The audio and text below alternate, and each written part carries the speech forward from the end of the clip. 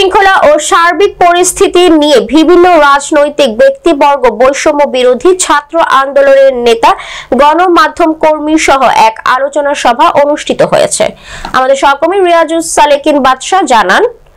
রবিবার 11 আগস্ট সকাল 11টায় উপজেলা পরিষদের অডিটোরিয়ামে এই আলোচনা সভা অনুষ্ঠিত হয়। উপজেলা নির্বাহী অফিসার পাঠান মোহাম্মদ সাইদুজ্জামানের সভাপতিত্বে উপস্থিত ছিলেন বাংলাদেশের নৌবাহিনীর লেফটেন্যান্ট কমান্ডার আজনিন মুন্নি ইসলাম, উপজেলা সহকারী কমিশনার ভূমি দৌলত খান,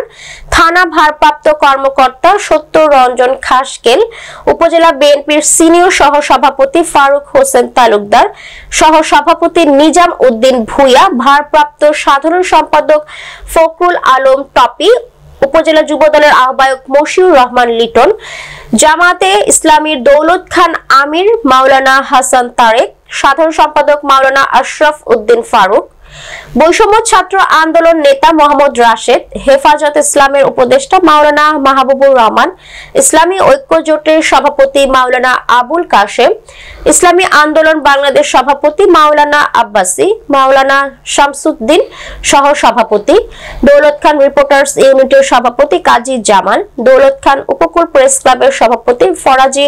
জয়নাল সহ বিভিন্ন রাজনৈতিক ব্যক্তিবর্গ উপস্থিত ছিলেন। অনুষ্ঠানে সকল ভেদাভেদ ভুলে গিয়ে সকলে মিলেমিশে একসাথে কাজ করে একটি সুন্দর দেশ গড়ে তোলার আহ্বান জানান।